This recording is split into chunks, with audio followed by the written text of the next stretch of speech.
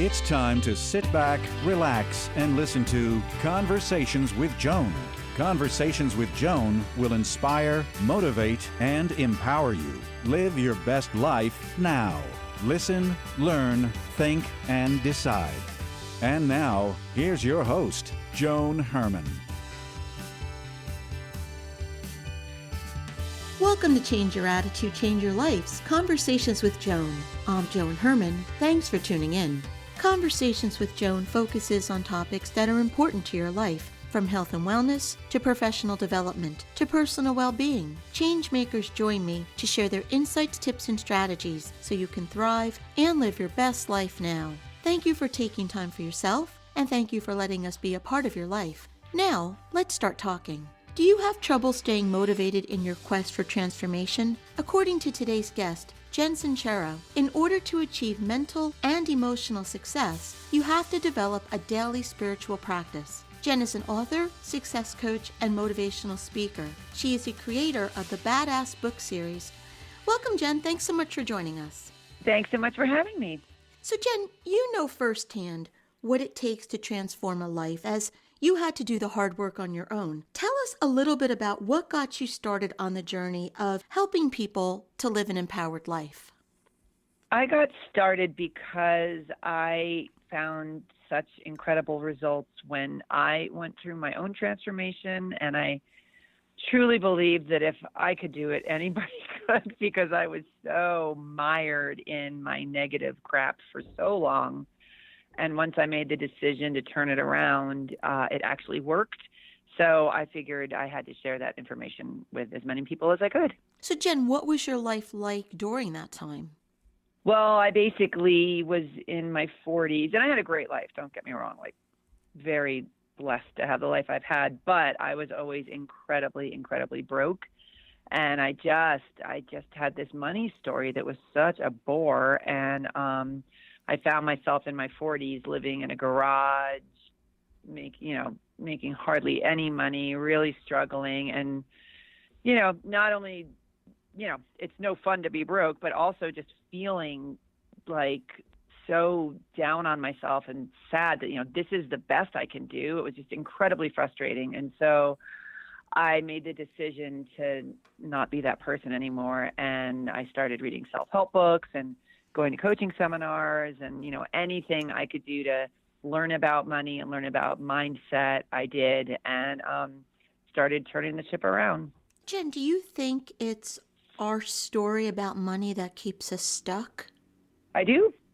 I think it all starts with mindset, because every action you take is based on what you believe. So if you believe that money is evil, or that you suck at making money, or that the economy sucks, you're going to take very different actions than if you believe that making money is fun and good and that you can do it because other people have done it. You'll take very different actions if those are your beliefs.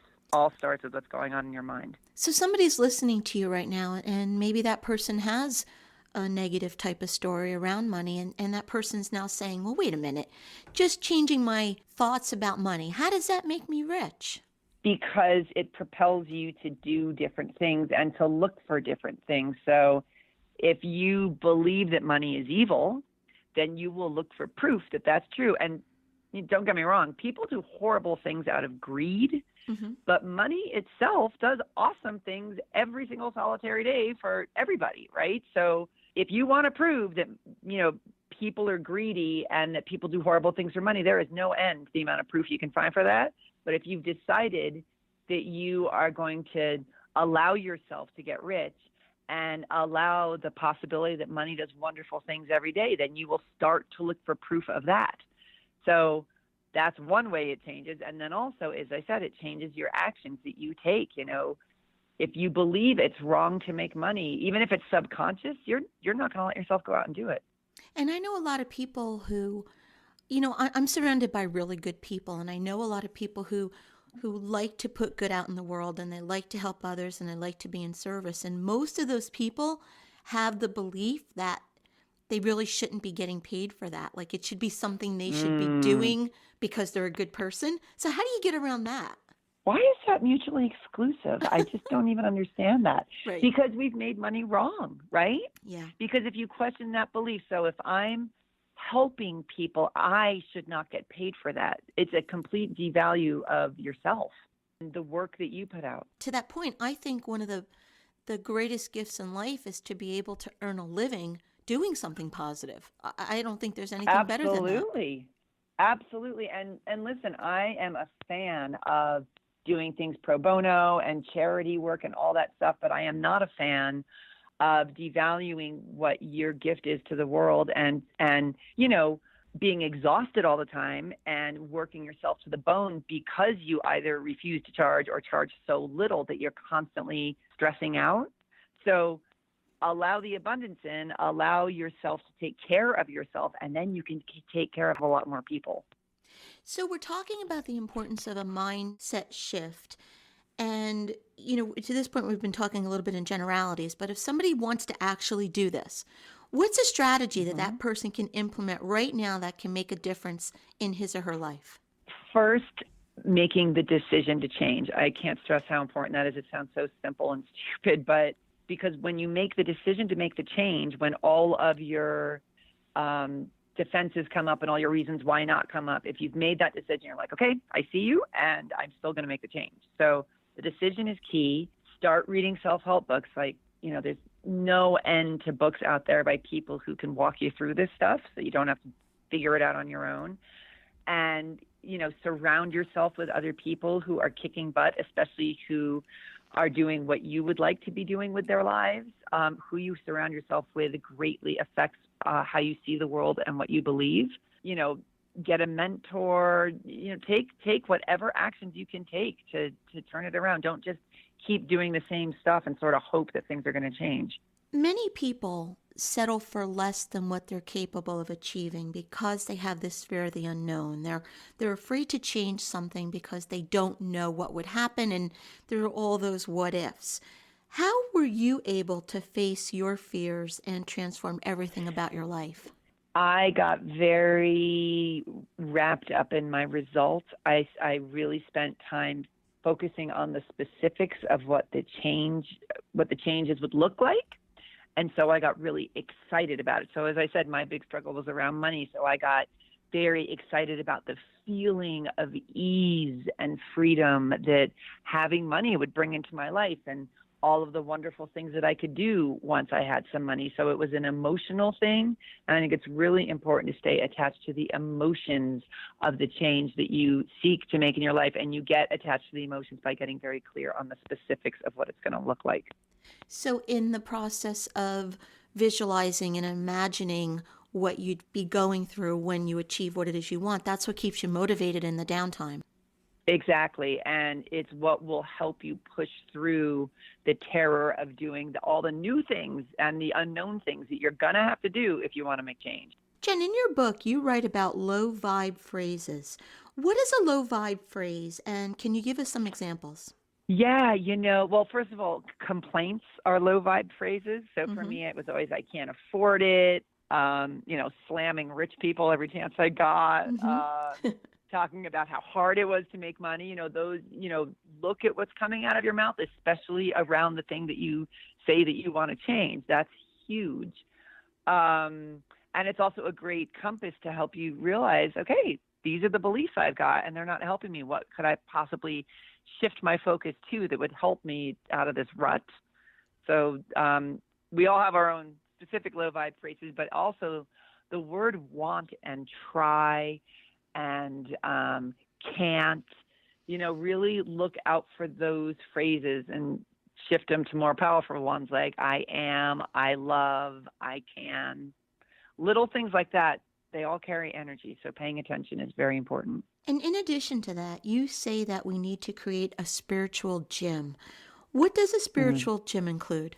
It's basically a practice that keeps you strong, because motivation and tenacity and belief systems are all muscles that we need to strengthen. And so if you're living in a certain quote unquote reality and you're surrounded by people who have certain belief systems and you've been living an entire life with certain belief systems and you desire to change them, you have to strengthen those muscles. So a spiritual gym practice, as I call it, is reading the self-help books. And this is something you do every single damn day, because just like when you get into shape physically, you got to keep showing up to keep strengthening and stay in shape. So find a self-help book that is really helpful and figure out how much are you going to read it, 5 minutes a day, 10 minutes a day? When are you going to read it?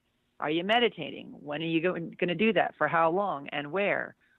What music are you listening to? Stuff that lifts you up or makes you want to slit your wrists? Who are you hanging out with? Do you have a mastermind partner? Do you have a coach? You know, do you exercise? What is it that energizes you? And you've got to put a specific practice together, and you have to do it every single day. And I'm talking even 10 minutes a day can make a huge difference in your life. And everything you're talking about, it requires taking ownership of your life. It requires putting the effort in and the time in, and it requires eliminating all of the excuses that we tell ourselves for the reasons why we can't do the things that you're suggesting we do. And that's why this whole thing of staying attached to the vision of the result is critical, because those excuses have been around a long time, and they've served us very well to keep us exactly where we are. And a lot of them are very justifiable, right? Like, it's very responsible to do what we're doing. We're doing the safe, smart thing. Meanwhile, going for your dreams can seem crazy and irresponsible and whatever. So you've got to really hold fast to the feeling of excitement around your desired result, because those excuses will come in so fast and knock you down if you don't. I'm listening to you, and I was, for 43 years of my life, I was one of those people who played it safe, who was in her comfort zone, who made excuses and really believed all of the things I told myself why I couldn't do something. And it took a complete upheaval of my life for me to learn that everything you're saying, it's absolutely true, because I've done it all. And that is when you see transformation. It's when you get to know who you are. It's when you come into your power, and you really can make things happen if you push those excuses aside and do the work. Yeah. But And we love to cling to them because it's safe and known and familiar. Meanwhile, we got one shot at life on planet Earth, and I don't believe that everybody has to make $1 million and get their own television show. right. Whatever lights up your heart, that's what we're talking about, and that's all that Exactly. matters. And just really starting to live your life, and stop staying, what I say, in the waiting room of your life, waiting for something to happen, to go out and Right. make it happen. Right. So you say that we should learn how to let feelings take over for logic in guiding some of our decisions. And most people do the opposite of that. So explain to us what you mean about letting feelings take over for logic. I think they're both very important. I'm a fan of the brain and the logic and education and all that stuff. But my point with that is we do it at the cost of our intuition and our emotion, because we value the brain and logical thinking in our society. So I'm hoping people will embrace this other incredibly powerful side of ourselves that we discredit. The gut. How many times have we said I should have listened to my gut? So practicing, we've got the logical side down for the most part. I'm hoping people are going to learn how to strengthen their relationship with their intuition, because that's the connection to the heart that we were just talking about. And that's the part of us that we tend to push aside. I believe most of us know what's right for us, but we don't pay attention to it. Exactly. And there are no excuses in that side of ourselves, right? The logical brain has lots of excuses and lots of experience on why it's not going to work and all that stuff. But our intuition doesn't have any of that. So that's why it's so powerful. And sometimes it goes against logic. Exactly. Most of the time it does. So, Jen, a few moments ago, we were talking about complaints and excuses that people use. And I forgot to ask you this. Is it a good practice for us when we have all of these excuses to figure out a way to transform them into motivation that can enable us to take action? Yeah, our excuses are our best buddies. When you make that decision to change your life, you have an excellent place to start by listening to what comes out of your mouth and being like, oh, because it's all about specifics. So for me, the phrase that came out of my mouth on every 15 minutes was, I can't afford it, back in the day. And I was like, all right, I am sick of having that be my truth. So that I forced myself to shift. Every time I wanted to say I can't afford it, I made myself say money flows to me easily and freely, even though, I had a lifetime of proof that it didn't, and I was living in a garage. That was the reality I chose. And so even though I didn't, quote unquote, believe it right away, it made me feel really excited, and it was something I desired. So I started clinging to that instead, and it shifted everything for me. It really did. Where did you get the idea for the Badass series? I, when I made the decision to start changing my life, I started reading every single self-help book under the sun, and I was extremely snarky about self-help and anything woo-woo, and I was too cool for school, but I was desperate. So I did, got out of my comfort zone and read them. And I mean, there was such incredible information and so many brilliant teachers, but I was like, where's the funny stuff? Where's the curse words? And I basically wanted to, because I'm a writer first. So I was like, well, I'm a writer and I'm reading these great books, and I feel like I could write something in my own voice that would reach a whole new group of people who are snarky like I am, and also who would just say this stuff in a different way, because, we hear the same stuff over and over and over, and then all of a sudden we have this aha moment because somebody maybe says it in a way that we can finally hear it. So that was my hope for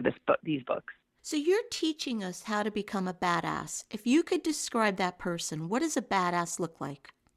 A badass is somebody who gives themselves permission to be, do, and have whatever lights up their hearts.